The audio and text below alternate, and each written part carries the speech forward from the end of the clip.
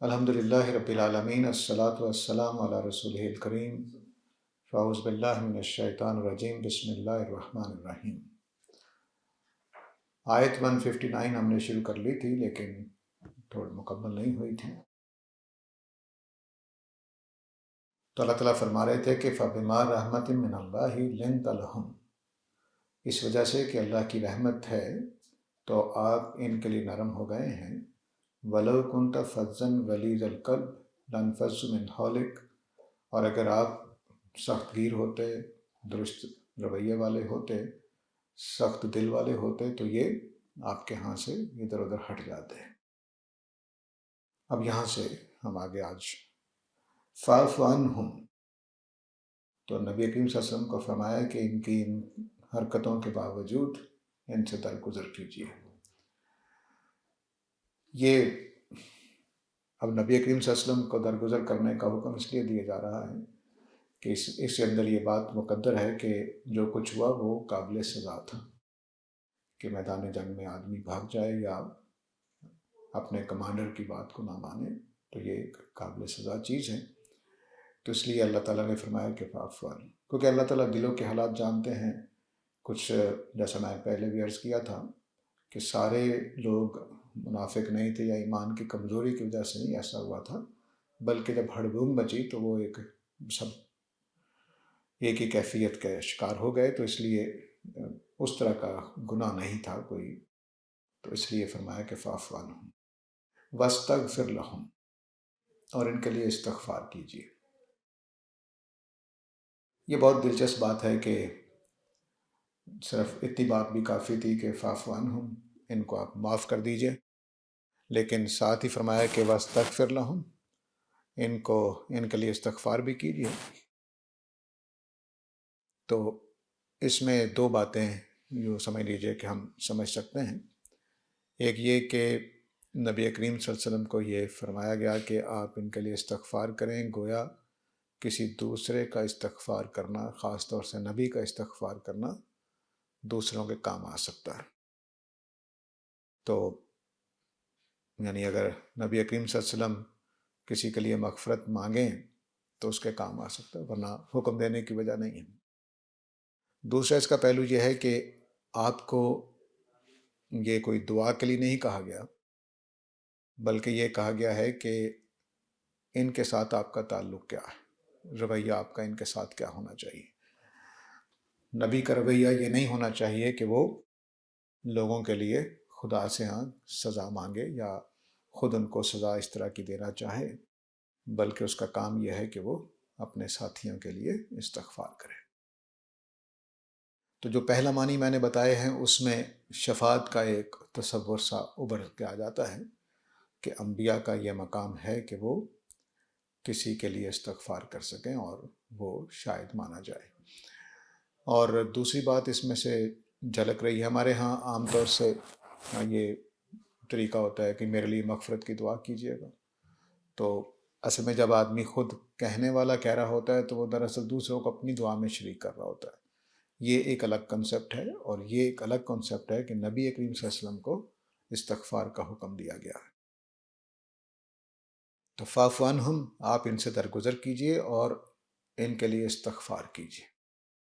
اب ان کے لیے استغفار کرنے کا مطلب یہ ہے کہ اللہ تعالیٰ ان کی اس جو غلطی ہوئی، خطا ہوئی، اس سے درگزر فرمائیں اور آئندہ کے لیے اچھی توفیق دیں۔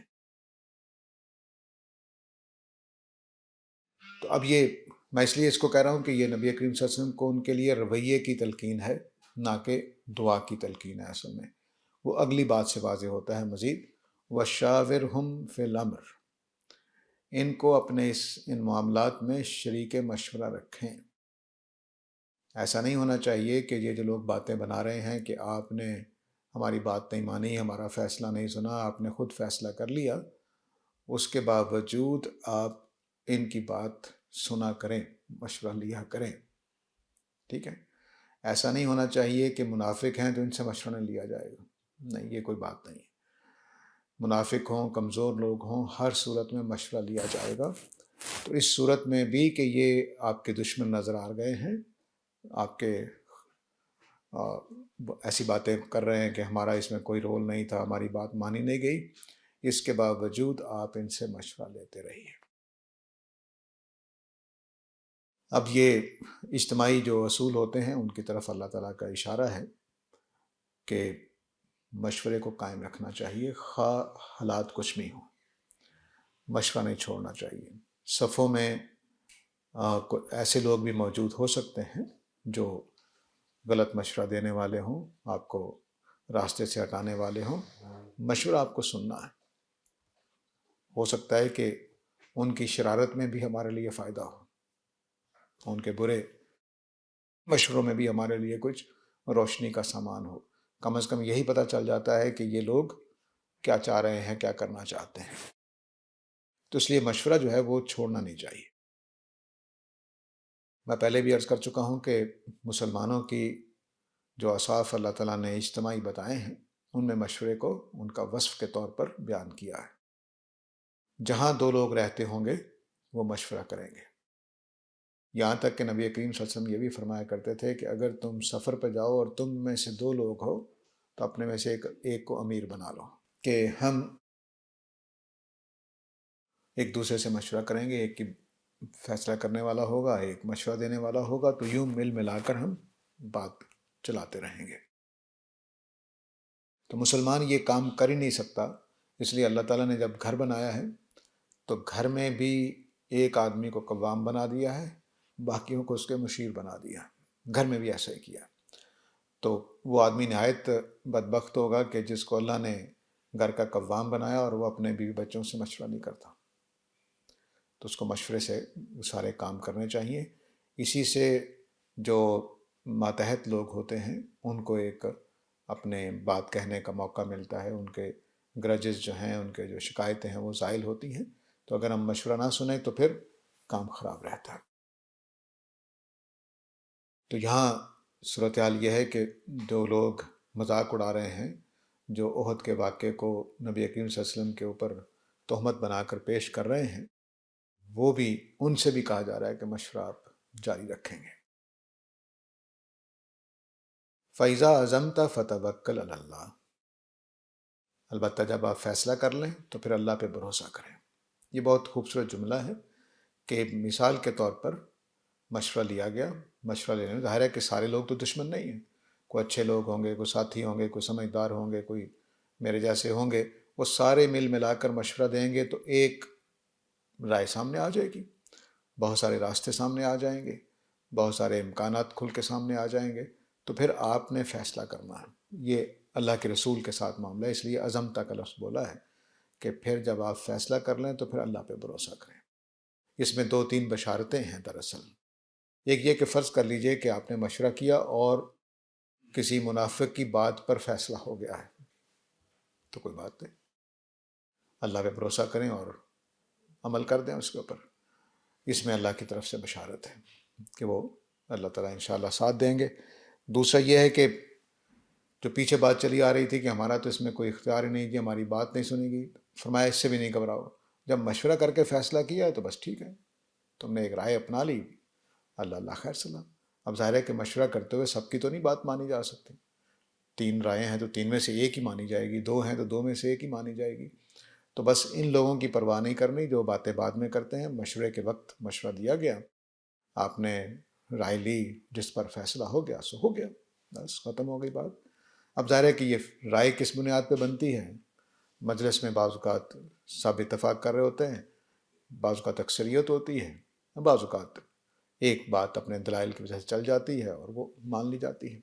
تو یہ سارے طریقے جائز ہیں، اس میں کسی کا حق نہیں مارا جاتا، بلکہ سب کے مشورے سے جب بات چلتی ہے تو وہ اس میں یہ نہیں کہنا چاہیے کہ جی میری بات نہیں مانے گی، اس کی مان لی گئی۔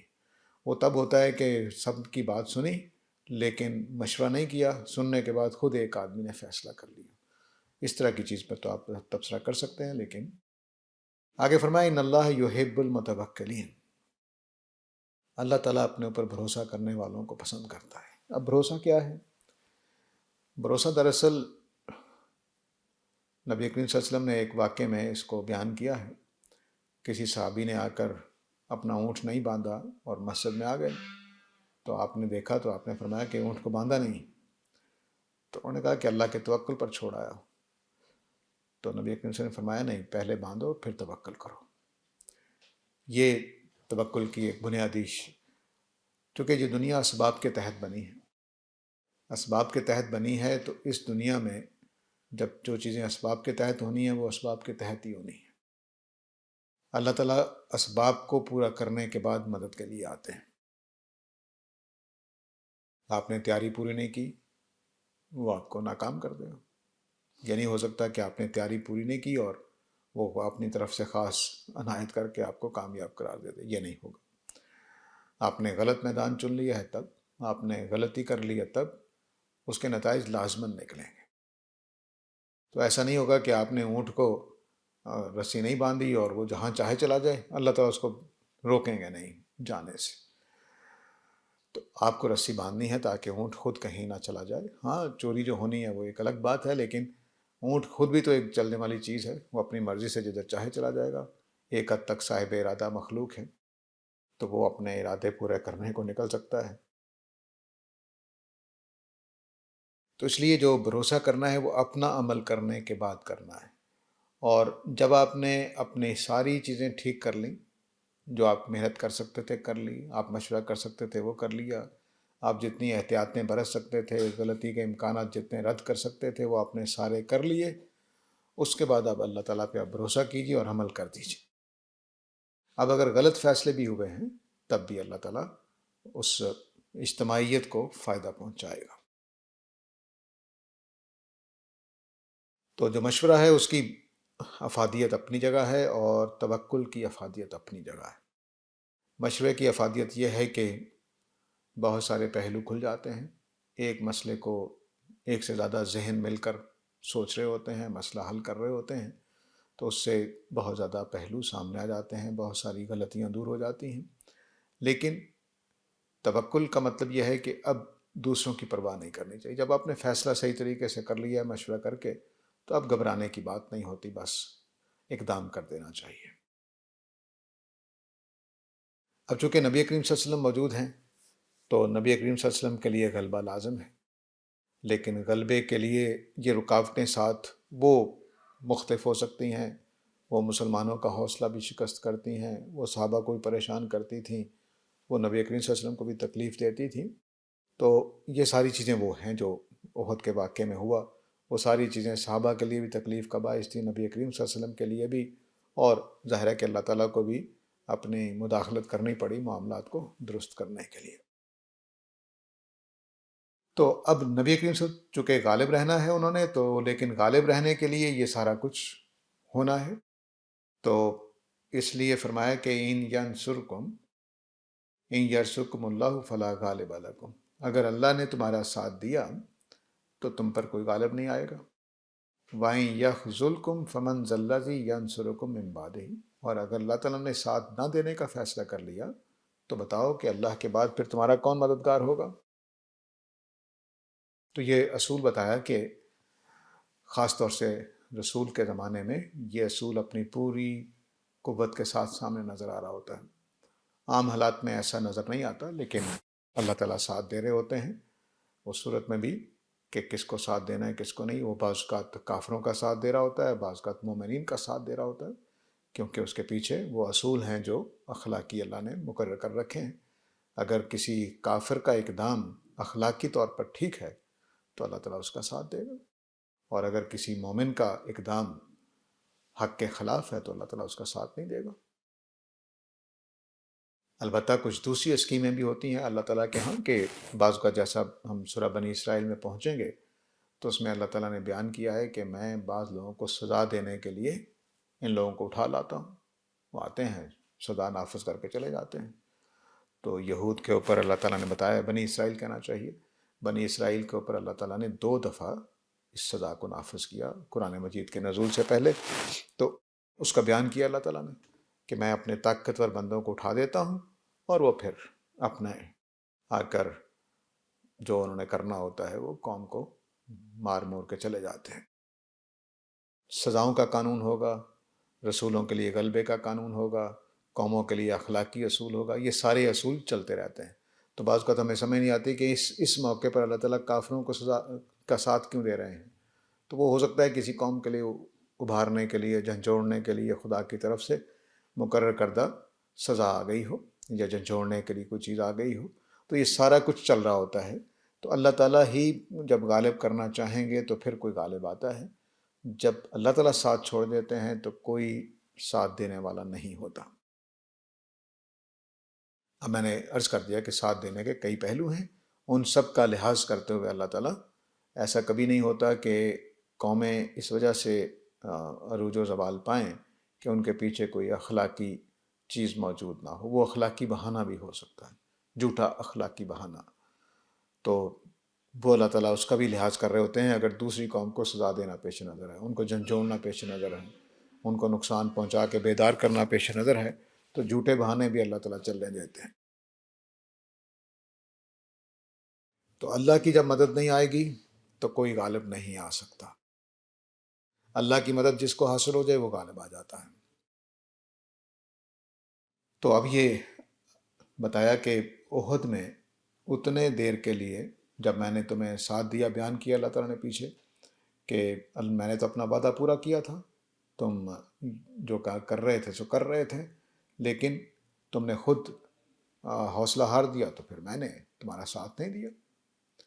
پھر جو ہونا تھا وہ ہونے دیا۔ اس کی حکمتیں بتائیں کہ میں نے کیوں ہونے دیا ہے، کیونکہ اللہ کا رسول موجود ہے بیچ میں، وہ صحابہ بھی موجود تھے جو ثابت قدم رہے، ان کی بلکہ لگتا ہے کہ اکثریت تھی، یہ تھوڑے ہی لوگ تھے جو بھاگے، لیکن بہرحال پھر بھی جو صورتحال ہے وہ اللہ کے فیصلے سے ہوئی ہے۔ تو اب وہ بتایا، اوپر جو بتایا تھا کہ جب آپ فیصلہ کر لیں تو اللہ پہ بھروسہ کریں، یہ اس کی حکمت بتائی جا رہی ہے، اس کا سبب بتایا جا رہا ہے کہ اللہ پہ بھروسہ کرنے کا مطلب یہی ہے کہ اللہ ہی غالب کرتے ہیں، اللہ ہی شکست دیتے ہیں۔ تو اللہ تعالیٰ وہ حالات پیدا کر دیتے ہیں، اگر آپ صحیح فیصلہ کر کے، صحیح طریقے سے مشورہ کر کے، معاملات کر کے، تقوی کے ساتھ نکلے ہیں تو کوئی مسئلہ نہیں ہے۔ تقوی کے بغیر نکلیں گے، ثابت قدمی نہیں دکھائیں گے، تو پھر اللہ تعالیٰ ساتھ نہیں دے گا۔ بدر کے واقعات میں یہ بھی اللہ تعالیٰ نے بیان کیا کہ آدمی نکلا کس لیے، اس کو بھی اللہ تعالیٰ لحاظ کرتے ہیں کہ وہ اللہ کے لیے نکلا ہے یا کسی شیطان کے لیے نکلا ہے، تو وہ بھی ایک فیصلہ کن جگہ بن جاتی ہے۔ لیکن بہرحال اس میں دوسرے بھی قاعدے چلتے رہتے ہیں، جن میں سے 2-3 میں نے بیان کی۔ یعنی غلبہ تو حق والوں ہی کا ہونا چاہیے، لیکن حق والے غلطی کر دیں تب سزا آ سکتی ہے، یا حق والوں نے، سچے لوگوں نے، مومنین نے کسی ایسی بات کی وجہ سے جنگ کر دی ہے جس میں وہ حق پر نہیں ہے، تب اللہ تعالیٰ کافروں کا ساتھ دے سکتے ہیں کیونکہ وہ حق پہ ہیں۔ یعنی اس جنگ کے معاملے میں کہ ان کا اقدام جائز تھا اور مومنین کا اقدام ناجائز تھا، تو اللہ تعالیٰ ادھر ساتھ دے سکتے ہیں۔ اسی طرح کسی قوم کے اوپر عذاب کسی چیز کو بنانا ہے، اس موقع پر اللہ تعالیٰ ان لوگوں کو بھی غلبہ یعنی طاقت دے دیتے ہیں فتح کرنے کی، جو کسی غلط بہانے سے اٹھے ہوں۔ اور میں پچھلے 2-3 مہینوں سے، جب سے فلسطین میں وہ ظالمانہ قسم کی کارروائیاں جاری ہیں اسرائیل کی طرف سے، تو ان کے اوپر متوجہ کرتا رہا ہوں کہ ہمیں یہ دیکھنا ہے کہ اللہ تعالیٰ اس وقت اسرائیل کا ساتھ کیوں لے رہے ہیں، یہ ہمیں دیکھنا چاہیے۔ کہیں اللہ تعالیٰ ہماری کسی خطا کی سزا تو نہیں دے رہے، کہیں ایسا تو نہیں ہے کہ ہمارے لیے یہ عذاب بنایا جا رہا ہے، کہیں ایسا تو نہیں ہے کہ ان کا اقدام ٹھیک ہے، ہمارا اقدام غلط ہے اور ہم غیر عادلانہ کام کر رہے ہوں۔ تو یہ سارے پہلو غور کرنے ہیں۔ میری اپنی رائے یہ ہے کہ ہمارے اپنے اقدامات اس وقت غلط ہیں اور ہم نے بغیر سوچے سمجھے کچھ اقدامات کیے ہیں، اور ہم تقوی کے اس معیار پر پورے نہیں اترے کہ اللہ تعالیٰ ہمارا ساتھ دے۔ اس کا یہ مطلب نہیں ہے کہ میں اسرائیل کو ظالم نہیں سمجھتا، وہ ظالمانہ اقدام کر رہا ہے، لیکن بہرحال سوال یہ ہے کہ اللہ نے یہ مہلت کیوں دی ہے اس کو، تو اس کے پیچھے ہماری طرف سے خرابی ہو سکتی ہے۔ اور میں یہ بیان کر چکا ہوں کہ سورہ بنی اسرائیل میں اللہ تعالیٰ نے بیان کیا ہے کہ میں نے 2 دفعہ اسرائیل کو، جب وہ مومن تھے، ان کے اوپر فلسطینیوں کو غالب کیا تھا اور دوسری قوموں کو چڑھا لائے تھے اللہ تعالیٰ۔ تو وہ ایک قاعدہ ہے جس کو سامنے رکھنا چاہیے۔ یہ بات بالکل غلط ہے، ہمارے ہاں رواج پا گئی کہ ہم چونکہ امت محمدی میں ہیں صلی اللہ علیہ وسلم، تو اس لیے جو مرضی کر لیں، اللہ کا ہمیں ساتھ ملے گا۔ نہیں، ہم مومن ہوں گے، نیک ہوں گے، تقوی سے کام لیں گے، ثابت قدمی سے کام لیں گے، سچائی کے لیے اٹھیں گے، حق کی خاطر اٹھیں گے، تب اللہ تعالیٰ ہمارا ساتھ دیں گے۔ اسی کو اللہ تعالیٰ احد کے اس واقعے کی روشنی میں بیان کر رہے ہیں کہ اللہ کا رسول تھا، اکابر صحابہ تھے، امت کے بہترین نچوڑ کہہ لیجئے، کریم وہاں موجود تھی، تو ان کو بھی ایک چھوٹی سی غلطی کے اس ٹیلے میں سے 35 لوگ اتر آئے تو اتنا بڑا دھچکا لگا۔ تو کیا ہم ان لوگوں کی مثال ہیں؟ تو ہم تو ہر روز ٹیلے سے اتر جاتے ہیں جہاں اللہ اور اللہ کے رسول نے کھڑا کیا ہوا ہے، تو اس لیے ہمیں اپنے مورچوں میں غلط طریقے سے بیٹھے ہوئے ہیں، غلط حرکتیں کرتے ہیں، اور پھر بھی توقع رکھتے ہیں کہ اللہ تعالیٰ ہمارا ساتھ دے۔ اور سچی بات ہے کہ امت کی جو کرتوت ہے، اس کے باوجود اس نے ہمیں کچھ آزادی دے رکھی ہے، کچھ، تو یہ اس کا بڑا احسان ہے، ورنہ ہمیں لوگ نوچ کر کھا جائیں جس طرح کی کمزوریاں ہمارے اندر ہیں۔ اپنے ہی ملک کو، اپنے ہی ملکوں کو، اپنے ہی امت کو ہم جس طرح سے برباد کر کے رکھ رہے ہیں، اس کے بعد بھی اللہ تعالیٰ بچا کے رکھے ہو تو اس کا بڑا انعام ہے۔ تو آگے فرمایا وما کان لنبی ان یغل ومن یغل یاتی بما غل یوم القیامہ۔ نبی کے لیے یہ روا نہیں ہے، یعنی کوئی نبی بھی ایسا نہیں ہوتا کہ وہ یغل کرے۔ یغل دو معنی میں لیا گیا ہے، ایک یہ کہ نعوذ باللہ انہوں نے مال غنیمت کا مسئلہ ہوا، اور دوسرا لیا گیا کہ امت کے، مثلا یوں کہ سمجھیے کہ جیسے ہم کسی لیڈر کو کہیں کہ بھئی تم نے اپنی رائے اپنائی اور ہمارا بیڑا غرق کر دیا، ہماری بات سن لیتے تو ٹھیک تھا، کام خراب نہ ہوتا۔ تو اب یہ جو بات ہے کہ ہماری بات نہیں سنی، آپ نے اپنی بات چلائی اور اپنی بات چلا کے اتنا بڑا نقصان کر دیا، اس کو بھی اس لفظ سے بیان، تو مال غنیمت میں سے کچھ چیز چرا لینا یا قوم کے لیے بے وفائی کرنا، یہ دو مطلب اس کے لیے جا سکتے ہیں۔ اب ہمارے ہاں اس کی تفسیر دو کی گئی ہیں۔ ایک تفسیر یہ کی گئی ہے کہ نبی صلی اللہ علیہ وسلم بدر میں کوئی چادر گم ہو گئی تھی، تو اس کے بارے میں یہ کہا گیا تھا کہ چونکہ نبی کریم صلی اللہ علیہ وسلم کے پاس کنٹرول تھا ساری چیزوں کا، تو آپ نے اپنے پاس رکھ لی ہوگی، یعنی چرانے کا مسئلہ نہیں لیکن اپنے پاس رکھ لی ہوگی۔ اور دوسری بات احدی کے بارے میں کہی جاتی ہے کہ وہ جو ٹیلے سے اتر آئے تو ان کو پوچھا گیا جب کہ تم لوگ ٹیلے سے اتر آئے تھے، تو انہوں نے کہا کہ ہم اس لیے اتر آئے کہ پتہ نہیں ہمیں مال غنیمت ملے کہ نہ ملے۔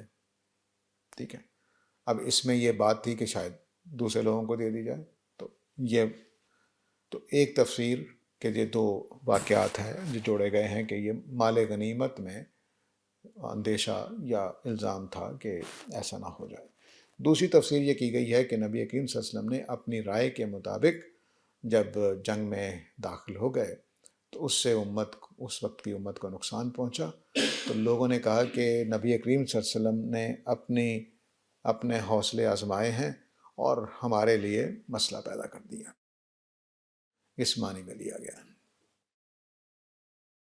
تو فرمایا کہ نبی کے لیے یہ دونوں پہلوؤں سے اگر لے لیں تو نبی کے شان نہیں ہے کہ وہ مال غنیمت کو صحیح تقسیم نہ کرے یا اس میں سے اپنے لیے کوئی چادر رکھ لے، یا یہ بھی نبی کے لیے روا نہیں ہے کہ وہ اپنی امت کی صحیح بات کو چھوڑ کے غلط بات کو اختیار کرے اور امت کا نقصان کر دے، یہ نبی نہیں کر سکتا۔ دوسرے معنی میرے ترجیح کے ہیں، وہ زیادہ اچھے ہیں، کیونکہ نبی کریم صلی اللہ علیہ وسلم کا جو چادر والا واقعہ وہ تو بدر کا ہے، اس کا احد سے کوئی تعلق نہیں ہے، اور اگر ٹیلے والوں نے ایسا کہا ہے تو یہ ممکن نہیں ہے کہ مال غنیمت پچھلی جنگ بدر میں جس طرح سے تقسیم ہوا تھا ویسے ہی اب ہوگا۔ تو یہ دونوں باتیں جو ہیں وہ لگتا ہے کہ بس تاریخی طور پر کہیں سے آ گئی ہیں۔ اصل بات یہی ہے کہ لوگوں نے یہ خیال کیا کہ نبی کریم صلی اللہ علیہ وسلم نے ہماری بات، جو لوگ باتیں کر رہے تھے، نبی کریم صلی اللہ علیہ وسلم نے ہماری بات نہیں مانی، اپنی بات چلائی ہے تو نقصان ہو گیا، تو اس طرح سے بدخواہی ہو گئی ہے، کوئی معاملہ گڑبڑ ہو گیا۔ یغلہ میں ایک پہلو اور بھی ہے کہ دشمنی نکالنا، یعنی آپ نے مجھ سے مشورہ کرنے آئے تو میں چونکہ آپ کا خیر خواہ نہیں تھا، تو میں نے جو آپ نے غلط بات کہی اسی کو ہاں کر دیا کہ ٹھیک ہے، یا غلط مشورہ دے دیا تاکہ جو میرا نقصان کیا تھا اس کی سزا ملے اس کو۔ تو یہ بھی ایک بات ہو سکتی ہے اس کے اندر کہ نبی صلی اللہ علیہ وسلم نے اپنی دشمنی نکالی منافقین سے، تو یہ بھی بات نبی تینوں باتوں کو آپ لے لیجئے کہ نبی کریم صلی اللہ علیہ وسلم کے شایان شان نہیں ہے، انبیاء ایسے نہیں ہوتے کہ وہ اپنا کینہ نکالیں یا امت کے ساتھ بے وفائی کریں یا مال غنیمت میں سے کچھ چرائیں، تینوں کی نفی جو بھی حقیقی واقعہ ہو جائے گی۔ پھر آگے فرمایا کہ وَمَن یغلل، جو یہ تینوں کام کرے گا، یاتی بما غل یوم القیامہ، تو وہ اپنی اس بدعنوانی کے ساتھ قیامت والے دن حاضر ہوگا۔ ثم توفی کل نفس ما کسبت، تو پھر ہر ایک کو جو اس نے کمائی کی ہوگی اس کا پورا پورا بدلہ دیا جائے گا۔ وَهُمْ لَا يُظْلَمُونَ، اور ان کے اوپر ذرہ برابر بھی ظلم نہیں ہوگا۔ تو اب یہ جو بھی الزام لگا تھا، تینوں میں سے جو بھی الزام لگا تھا اس کو اللہ تعالیٰ نے کبیرہ گناہ کے طور پر ٹریٹ کیا ہے، کہ اگر مال غنیمت کا مسئلہ تھا، اگر امت کے ساتھ بے وفائی کا مسئلہ تھا، یا منافقین کے لیے یا بعض لوگوں کے لیے دشمن نکالنے کا مسئلہ تھا، تینوں صورتوں میں لوگ اپنے اپنے اس کام کو بھگتیں گے۔ جو بھی قیامت والے دن یہ کر کے آئے گا وہ بھگتے گا۔ تو یہ بات اس بات کے یعنی یہ بات جملہ اس لیے بولا گیا کہ ایک تو یہ کہ تم تسلی رکھو، اگر جو کوئی اس طرح کا حرکت کرے گا اس کو سزا پوری ملے گی، لیکن اس کے اندر دوسری بات اس لیے یہ کہی گئی ہے کہ یہ ہرگز نبی کے شایان شان نہیں ہے، کیونکہ انبیاء اس طرح کے گناہ نہیں کیا کرتے۔ یہ اللہ تعالیٰ نے نبی کریم صلی اللہ علیہ وسلم کے پورے اقدام کو اون کیا ہے کہ احد میں نکلنا بالکل صحیح تھا، جہاں جہاں آپ نے فوجیں کھڑی کی وہ بھی بالکل ٹھیک تھا، جو اقدامات کیے وہ بھی ٹھیک تھے، اور اللہ نے بھی اپنے وعدہ پورا کیا تھا وہ بھی ٹھیک تھا۔ تم لوگوں کی طرف سے غلطی ہوئی جس کی یہ سزا ملی ہے۔ اس لیے نبی کریم صلی اللہ علیہ وسلم کو یہ کہنا کہ انہوں نے امت کا صحیح طرح سے ساتھ نہیں دیا، اپنے حوصلے آزمانے کے لیے امت کو نقصان پہنچایا، صحابہ کو نقصان پہنچایا، تو یہ بات درست نہیں ہے۔ نبی کریم صلی اللہ علیہ وسلم ایسی ہستی نہیں ہے۔ تو ظاہر ہے کہ یہ الزامات لگتے رہتے ہیں نبی کریم صلی اللہ علیہ وسلم کی پوری زندگی میں، کوئی الزام ایسا نہیں ہے۔ صادق اور امین آپ کو کفار بھی کہتے تھے، دشمن بھی کہتے تھے، اپنے بھی کہتے تھے، یہ کوئی سوال ہی نہیں تھا اس طرح کا۔ آپ کی تاریخی طور پر جو پوری زندگی ہے وہ بھی اس بات پر گواہ ہے۔ ایک سوال بس، وہ بھی تاریخ میں ہے، پتہ نہیں اس کی کیا حقیقت ہے، لیکن وہ یہ اٹھا تھا کہ فتح مکہ کے موقع پر نبی کریم صلی اللہ علیہ وسلم نے مال غنیمت قرآن مجید کے اس حکم کے مطابق جس کو مؤلفۃ القلوب کہا جاتا ہے، اس کے تحت نئے مفتوح ہونے والے لوگوں کو دیا تھا، تو مدینہ والوں کو کچھ نہیں ملا تھا، انصار کو۔ اس پر سوال پیدا ہوا تھا کہ ہمیں کیوں نہیں دیا گیا، تو اس پر پھر نبی کریم صلی اللہ علیہ وسلم نے ایک گفتگو کی اور فرمایا کہ مال میں یہیں چھوڑ کے جا رہا ہوں اور انصار کے ساتھ میں خود جا رہا ہوں، تو گویا جو خیر کا وسیلہ ہے وہ ساتھ جا رہا ہے، تو اس لیے وہ زیادہ، تو اس طرح سے یہ سوائے سے ایک بات کے اور کوئی بھی آپ ذاتی طور پر تو خیر کوئی مسئلہ ہی نہیں ہے، اس میں تو ذات کو نہیں دیا آپ نے، ان قبائل کو دیا جو نئے نئے فتح ہوئے تھے تاکہ وہ اپنے جنگی، دیکھیے جو بھی قومیں مفتوح ہوتی ہیں اگر ان کا دل نہ جیتا جائے تو وہ فتنے پیدا کرتی رہتی ہیں، تو اس بات کو پرانے زمانے سے یہی طریقہ چلا آ رہا ہے۔ بعض اوقات شادیاں کر لیتے تھے ایک دوسرے کے ساتھ، بعض اوقات اس طرح مالی تعاون کر کے تحفے تحائف دے کر ان کو غصہ ان کا زائل کر دیا جاتا تھا۔ اس کو مؤلفۃ القلوب یعنی دلوں کو جیتنے کا نام دیا گیا۔ تو یہ ظاہر ہے کہ ایک بڑا الزام تھا جس کی صفائی ضروری تھی، تو نبی کریم صلی اللہ علیہ وسلم کی تہمت جو لگائی گئی تھی اس کو زائل کر دیا گیا۔ آگے فرمایا افمن اتبع رضوان اللہ کمن باء بسخط من اللہ ومأواہ جہنم وبئس المصیر۔ تو فرمایا کہ وہ جو اللہ کی رضوان کے پیچھے لگا، کیا وہ اس طرح سے ہو جائے گا، اس کے برابر ہو جائے گا جو اللہ کی ناراضی لے کر لوٹا اور اس کا ٹھکانہ دوزخ ہو، وبئس المصیر، اور وہ نہایت ہی برا ٹھکانہ ہے۔ اب یہ ساری بات کے ساتھ جڑا ہوا ہے، تین چیزیں ہیں۔ ایک یہ کہ کچھ لوگ شہید ہو گئے ہیں اور ان لوگوں کو دکھ ہے۔ دوسری بات یہ کہ نبی کریم صلی اللہ علیہ وسلم پر یہ تہمت لگ گئی ہے۔ تیسری بات یہ کہ جو یہ شہداء ہیں ان کو اللہ تعالیٰ نے معاف کر دیا، یعنی ان کو درجات کی بیان کیا کہ رضوان اللہ ملے گی اور وہ رحمت اللہ تعالیٰ کی ملے گی۔ یہ ساری باتیں اکٹھی ذہن میں رکھ کر اب سوچئے کہ فرمایا گیا کہ وہ جس نے اللہ کی رضا کے پیچھے لگا، جو اللہ کی رضا چاہنے کی جد و جہد کرتا رہا۔ اب اس میں کون کون لوگ ہیں؟ ایک وہ لوگ ہیں جو احد میں پہنچے اللہ کی رضا کے لیے، شہید ہو گئے۔ ایک وہ لوگ ہیں جو اللہ کی رضا کے لیے احد میں پہنچے لیکن زندہ واپس آئے، کچھ چوٹیں لگی۔ ایک وہ لوگ ہیں جو اللہ کی رضا کے لیے نہیں آئے تھے، تو فتنہ ڈالنے آئے تھے، وہ لوگ اس میں موجود ہیں۔ اور تو اب اللہ تعالیٰ فرما رہے ہیں کہ اپنا جائزہ یوں نہ لو کہ مسئلہ کیا ہوا ہے، نقصان کیا ہوا ہے، شہید کتنے ہوئے ہیں۔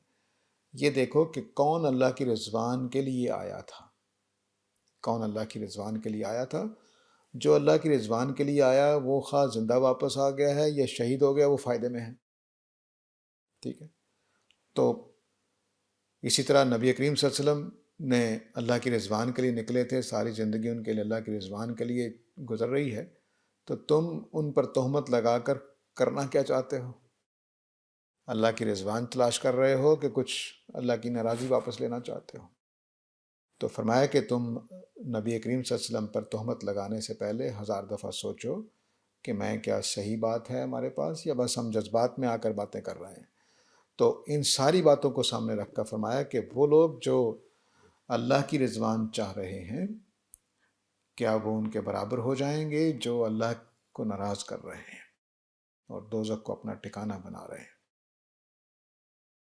تو یہ فرمایا کہ برابر نہیں ہو سکتے۔ تو تمہیں احد میں جاتے ہوئے، احد سے واپس آتے ہوئے، احد کے نتائج کو قبول کرتے ہوئے اپنے بارے میں یہ سوچنا ہے کہ ہم کون سی کیٹیگری میں شامل ہو رہے ہیں۔ آگے فرمایا کہ ہم درجات عند اللہ، یہ برابر نہیں ہے، دونوں کے الگ الگ درجہ ہیں۔ درجے میں بعض اوقات ایک ہی کیٹیگری میں درجہ بھی ہوتا ہے اور بعض اوقات دو، تو دوزخی ہونا اور جنتی ہونا، اس کا درجہ بھی درجات ہی ہیں۔ یہ دوزخ کے درجے والا ہے، یہ جنت کے درجے والا ہے۔ تو فرمایا ہم درجات عند اللہ، یہ سارے کے سارے مختلف درجے والے ہیں اللہ کے نزدیک۔ یعنی اللہ کے نزدیک جو دوزخ کما کے لائے ہیں وہ دوزخ میں جائیں گے، جو جنت کما کے لائے ہیں وہ جنت کمائیں گے، خواہ وہ شہید ہو گئے ہیں یا زندہ واپس آئے ہیں۔ اور تم اپنے بارے میں سوچو کہ کہیں رسول کے اوپر یہ تہمت لگا کر کیا تم اللہ کی ناراضی تو نہیں مول لے رہے ہو؟ تو فرمایا کہ جو اللہ کی ناراضی مول لے رہے ہیں وہ مختلف درجے کے لوگ ہیں ان کے مقابلے میں جو اللہ کی رضوان کی تلاش میں ہیں۔ اور فرمایا کہ یہ درجات میں اس وجہ سے نہیں دوں گا کہ کوئی مجھے پسند ہے یا ناپسند ہے، نہیں، واللہ بصیر بما یعملون، اللہ تعالیٰ ان کے اعمال کو دیکھ رہے ہیں۔ تو یہ ظاہر ہے کہ اب احد کا جو یہ واقعہ تھا، بڑا واقعہ تھا، حادثہ بھی بہت ہو گیا تھا، اس کے اوپر آپ دیکھ سکتے ہیں کہ کتنی آیات مسلسل اسی موضوع پر نازل ہو رہی ہیں، اور یہ بتایا جا رہا ہے کہ اصل رویہ کیا ہے۔ اگر آپ ان آیتوں کو پڑھیں اور جو نکات ہم نے اس کے اندر سے سمجھے ہیں وہ اپنی زندگی کے لیے ایک ہدایت بنا لیں، تو ہم زندگی کے بہت سارے معاملات میں بہت مختلف جگہ پہ کھڑے ہو جائیں گے۔ یہ ہمیں ایک خاص طرح کا زاویہ نگاہ دیتے ہیں۔ ایسا نہیں ہے کہ بس کچھ آیات ہیں جو نازل ہو رہی ہیں، نہیں، زندگی کو دیکھنے کا خدا کے عمل کرنے کے طریقے کیا ہیں، خدا کس طرح سے شکست اور فتح کرتا ہے، کن مقاصد کے لیے کرتا ہے، کیا کیا چیزیں توڑ پھوڑ کا شکار ہوتی ہیں تو کیوں ہوتی ہیں، اس کے اندر پھر کیا لوگوں کو مل رہا ہوتا ہے، وہ سارا کچھ آپ کے لیے اس میں وہ قاعدے ضابطے ہیں جو میں نے کچھ بیان کیے ہیں اپنے اردو زبان میں، لیکن بہرحال قرآن میں تو عربی زبان میں موجود ہی ہیں۔ تو اب یہاں پر بھی دیکھیے کہ اگر آپ تہمت لگانے اٹھے ہیں یا احد میں گئے ہیں یا کچھ آپ نے کیا ہے، تو آپ کا رویہ کیا ہے؟ کیا آپ اللہ کی رضوان کی تلاش میں ہیں یا کچھ اور چکر ہے آپ کے ذہن؟ تو اس کا فیصلہ بھی ہونا چاہیے۔ تو فرمایا کہ یہ سارے لوگ برابر نہیں ہیں، بلکہ ان کے درجات ہیں اللہ کے نزدیک، ایک دوزخ کے درجے میں جائیں گے، ایک جنت کے درجے میں جائیں گے، اور اللہ تعالیٰ جو ہیں وہ ان کے اعمال کو دیکھ رہے ہیں۔ بصیر میں صرف دیکھنا نہیں ہوتا، بلکہ بصیرت والا دیکھنا ہوتا ہے۔ اس کا فرق یہ ہوتا ہے کہ مثال کے طور پر میں پہلے بھی شاید عرض کر چکا ہوں کہ ایک موقع پر مجھے غصہ آ گیا، اور غصے میں آ کر میں نے غلط حرکت کر دی کوئی، تو اب اللہ تعالیٰ جب اس میرے عمل کو دیکھیں گے تو وہ بصارت کے ساتھ نہیں، بصیرت کے ساتھ دیکھیں گے۔ تو اللہ تعالیٰ دیکھیں گے اس کا مزاج کیسا ہے، اس کو کتنا تنگ ہو گیا ہوا تھا، کیسے حالات تھے، کوئی اور تو پہلو نہیں تھا جس کی وجہ سے اس کو غصہ زیادہ آ گیا ہوا تھا۔ وہ سارے پہلو سامنے رکھ کر پھر اللہ تعالیٰ فیصلہ کریں گے کہ اس کو کیا سزا ملنی چاہیے یا کیا معاف ہو جانا چاہیے۔ یہ بصیرٌ بما یعملون ہے کہ میری شخصیت، میرے حالات، میرا اس وقت کی کیفیت، اس وقت کی میری کمزوری، اس وقت جو بھی میرے ساتھ ہوا، وہ سارا کچھ سامنے رکھ کر پھر فیصلہ کریں گے کہ اس کو 1 پوائنٹ ملنا ہے کہ 2 پوائنٹ ملنا ہے کہ 3 پوائنٹ ملنا ہے۔ تب جیسے اب یہ واضح ہوا کہ احد میں کچھ لوگ ایسے ہیں جو فتنہ کے لیے آئے ہوئے تھے، ان کا جرم الگ ہے۔ جو بھگدڑ میں بھاگے ہیں ان کی خطا ہے صرف کہ وہ ایک حملہ ہوا، بھگدڑ مچی، تو جو سمجھ میں آیا کر دیا۔ اس وقت نہ تقوی مسئلہ تھا، نہ اس وقت ایک ریفلیکس ایکشن تھا، ہو گیا سو ہو گیا۔ تو ان لوگوں کو کیا سزا دی جائے؟ نہیں، بس وہ اس ریلے میں ایک طرح سے وہ بھی سما گئے، اس سے زیادہ کچھ نہیں ہوا۔ تو یہ سارا کچھ اللہ نے سامنے رکھ کر نبی کریم صلی اللہ علیہ وسلم سے فرمایا کہ آپ بھی ان سے درگزر کریں اور ان کے لیے استغفار کریں۔ البتہ ان لوگوں کو خود سوچنا ہے کہ یہ کس ذہن کے ساتھ گئے تھے، اللہ کی رضوان کے لیے گئے تھے یا نہیں گئے تھے۔ اور اگر اللہ کی رضوان کے لیے گئے تھے تو وہ جنت میں جائیں گے، اور اگر یہ کسی اور مقصد سے گئے تھے تو اللہ کو ناراض کر رہے ہیں، تو ناراض کرنے کا نتیجہ دوزخ ہے جو نہایت برا ٹھکانہ ہے۔ یہ دونوں برابر نہیں ہو سکتے، یہ واضح اصول ہے۔ یہ جو برے اور اچھے کا درجات کا الگ الگ ہونا ہے، یہ اللہ تعالیٰ کی بڑی دلیلوں میں سے ایک دلیل ہے جو قیامت کے برپا ہونے کے لیے اللہ تعالیٰ دیتے ہیں کہ تم یہ کیسے کہہ سکتے ہو کہ سارے لوگ نجات پا جائیں گے؟ کیا مجرم اور مومن برابر کر دیے جائیں گے؟ کیا اعمیٰ اور بصیر برابر کر دیے جائیں گے؟ یہ ہو نہیں سکتا۔ تو اسی اصول کو یہاں پر بھی برتا گیا ہے کہ احد میں جانے والے کس ذہن کے ساتھ گئے تھے، واپس آنے والے کس ذہن کے ساتھ واپس آئے۔ اگر وہ اللہ کی رضا کے لیے گئے تھے تو تھوڑی بہت غلطی، خطا، بھاگ جانا، ٹیلے سے اتر آنا، یہ قابل معافی ہے۔ اور اگر گئے تھے اللہ کی رضوان کے لیے نہیں، مال غنیمت لینے گئے تھے، دنیا کمانے گئے تھے، تو پھر کام خراب ہے۔ تو اب یہ ایک نمونہ، ایک آئینہ سامنے رکھ دیا۔ ظاہر ہے کہ صحابہ کی اکثریت اللہ کی رضوان کے لیے گئی تھی، جیسا کہ میں نے اشارات سے واضح کیا، لیکن بہرحال آگے چلتے ہیں۔ لَقَدْ مَنَّ اللَّهُ عَلَى الْمُؤْمِنِينَ إِذْ بَعَثَ فِيهِمْ رَسُولًا مِّنْ أَنفُسِهِمْ يَتْلُو عَلَيْهِمْ آيَاتِهِ وَيُزَكِّيهِمْ وَيُعَلِّمُهُمُ الْكِتَابَ وَالْحِكْمَةَ۔ اب یہ پیچھے جو بات چلی آ رہی تھی کہ نبی کریم صلی اللہ علیہ وسلم نے کچھ فیصلے ایسے کیے، احد میں اترے تو ہمیں نقصان ہوا، اور نقصان ہوا تو اب سوال یہ ہے کہ اللہ تعالیٰ فرما رہے ہیں کہ میں نے تو احسان کیا تم لوگوں پر، تم کہہ رہے ہو مروا دیا۔ تو لَقَدْ مَنَّ اللَّهُ عَلَى الْمُؤْمِنِينَ، اللہ نے تو احسان کیا ہے مومنین پر۔ جب اس نے اپنے ایک رسول کو انہی میں سے ان کے اندر مبعوث کیا ہے، جو ان کو اللہ کی آیتیں پڑھ کے سناتا ہے، ان کا تزکیہ کرتا ہے، ان کو کتاب اور حکمت کی تعلیم دیتا ہے۔ تو یہ تو احسان کا کام تھا، تم نے اس کو کس معنی میں لے لیا؟ تو اب یہ اللہ تعالیٰ بتا رہے ہیں کہ تم اس بات پہ افسوس کر رہے ہو کہ ہمارے 70 لوگ شہید ہو گئے۔ اللہ کیا کر رہے تھے کہ اپنے رسول کے ذریعے سے تمہیں جنتی بنا رہے تھے، اور تم اس چکر میں پڑ گئے کہ ہمارے 70 صحابہ شہید ہو گئے، ساتھی شہید ہو گئے، ہمارے پاس ہوتے تو نہ مارے جاتے، نبی کریم صلی اللہ علیہ وسلم ہماری بات مان لیتے تو یہ ہوتا، یہ وہاں نہ جاتے، احد کے میدان میں نہ جاتے تو مارے نہ جاتے۔ یہ ساری باتیں پیچھے ہم پڑ چکے ہیں۔ تو اب اللہ تعالیٰ فرما رہے ہیں کہ دیکھو، میں نے اصل اصول یہ ہے جو پچھلی آیت میں ہے کہ اللہ کی رضوان کی تلاش میں نکلو گے تو کامیاب، نہیں تو مارے جاؤ گے۔ تو میں نے اس کام کو کرنے کے لیے کہ تم اللہ کی رضا کے طالب بنو، اللہ کی رضا کے تمہیں راستہ ملے، میں نے اپنا رسول تمہارے اندر بھیجا تاکہ تم ہدایت یافتہ ہو جاؤ اور اس بڑی ہلاکت سے بچ جاؤ۔ یہ چھوٹی ہلاکت تو کوئی چیز نہیں ہے، تو سب نے جانا ہے دنیا سے۔ موت تو اس دنیا میں اٹل ہے، خواہ میدان احد میں ہو جائے یا کسی گھر میں بستر پر ہو جائے، سب نے جانا ہے۔ تو یا تو یہ نا کہ موت آتی نہیں ہے، احد میں جانے سے آ گئی ہے تو تم پچھتاؤ۔ تو اصل مسئلہ تو یہ تھا کہ وہ بڑی ہلاکت سے بچ گئے، جو شہید ہو گئے۔ اللہ نے بیان کیا کہ میں نے ان کو مغفرت اور رحمت کی ہے ان کے اوپر، تو وہ رسول کے آنے کی وجہ سے ہوا ہے۔ تو اللہ نے تو مومنین پر احسان کیا تھا کہ ان کے بیچ میں اپنے رسول کو بھیجا، اور رسول انہی میں سے بھیجا۔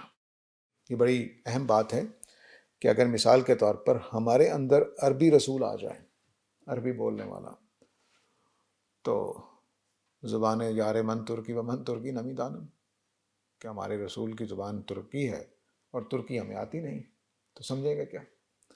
مانیں گے کیا؟ انکار کیا کریں گے؟ کچھ بھی نہیں، سمجھ نہیں آ رہی۔ پھر صرف یہ نہیں ہے کہ زبان ان کی ہے، انہی کی تہذیب کا آدمی، انہی کی طرح کھاتا، انہی کی طرح پہنتا، انہی کی طرح رہتا، انہی کی طرح ساری تہذیبی جتنی بھی چیزیں ہیں وہ مشترک ہیں۔ تو ہر پہلو سے قابل قبول، معروف، جانا ہوا، ہر اشارہ اس کا سمجھا جا سکتا ہے۔ تو فرمایا کہ میں نے ان پر احسان کیا انہی میں سے ایک رسول بھیج کر، انہی میں سے یتلو علیہم آیاتہ۔ یہ رسولوں کا اصل کام ہوتا ہے کہ جو آیتیں اللہ کی طرف سے نازل ہوتی ہیں وہ ان کو سنا دیتا ہے، پہنچا دیتا ہے ان تک۔ تو ان کے اوپر اللہ کی آیتیں پڑھ کے سناتا ہے، وَيُزَكِّيهِمْ، اور ان کو سدھارتا ہے۔ یہ مکمل کام ہے، یعنی رسول کا بطور دائی یہی مکمل کام ہے کہ وہ اللہ کی آیتیں پڑھ کر سنائے، لوگ ان آیتوں کو مان کر اپنے آپ کو سدھرنے کے لیے تیار ہو جائیں، ایمان لے آئیں گویا۔ تو یزکی کا ترجمہ یہاں بس یہ اتنا ہی ہے کہ آیتیں پڑھ کر سناتا ہے تاکہ وہ ہدایت کو مان لے۔ جو ہدایت کو مان لے گا وہ تزکیہ ہو گیا اس کا، ٹھیک ہے۔ اب تزکیہ یہاں قرآن مجید میں یہ آیت 3 جگہوں پہ آئی ہے۔ ایک جگہ پیچھے ہم سورہ البقرہ میں پڑھ چکے ہیں، ابراہیم علیہ السلام کی دعا میں، اس میں تزکیہ سب سے اینڈ پہ ہے، اور ایک یہاں آئی ہے اور ایک سورہ جمعہ میں آئی ہے، وہاں تزکیہ شروع میں ہے۔ یعنی باقی جہاں پہ اللہ تعالیٰ کے طور کے جملے کے طور پہ آیا ہے تو وہاں تلاوت آیات کے بعد تزکیہ ہے، اور جہاں ابراہیم علیہ السلام نے دعا کی ہے وہاں سب سے اینڈ پہ ہے، یعلمہم الکتاب والحکمہ کے بعد ویزکیہم ہے۔ تو اللہ تعالیٰ کی اپنی ترتیب یہ ہے، اللہ تعالیٰ کی اپنی ترتیب یہ ہے کہ آیتوں کی تلاوت سے تزکیہ ہوتا ہے، ٹھیک ہے۔ مطلب کیا ہوا کہ قرآن مجید نازل ہوگا، ہم نے قرآن کی دعوت سنی، مان لیا، تزکیہ ہو گیا، ٹھیک ہے۔ تزکیہ کا وہ جو سارا باقی ایک ہم نے تصور بنا رکھا ہے وہ کچھ نہیں ہے، وہ کچھ نہیں ہے، صرف اللہ کی ہدایت کو مان لیں، اس کو اپنا عمل میں لے آئیں، یہی تزکیہ ہے، ٹھیک ہے۔ اب جب تزکیہ ہو جائے گا، آدمی کہے گا جی میں ایمان لے آیا، آپ مجھے بتائیے، انا سمعنا منادیا ینادی للایمان، تو ہم نے جب مان لیا تو اب ہم کریں کیا؟ اس کو آگے فرمایا وَيُعَلِّمُهُمُ الْكِتَابَ وَالْحِکْمَہ، کہ پھر جو نبی ہیں وہ اپنی امت کو کتاب کی بھی تعلیم دیتے ہیں اور حکمت کی بھی تعلیم دیتے ہیں۔ کتاب سے مراد شریعت ہے اور حکمت سے مراد ایمانیات اور اخلاق ہے۔ یہ تینوں جو پہلو ہیں ہم اگلی نشست میں انشاءاللہ کریں گے، ٹائم پہلے ہی اوپر ہو گیا ہے۔ وآخر دعوانا الحمدللہ۔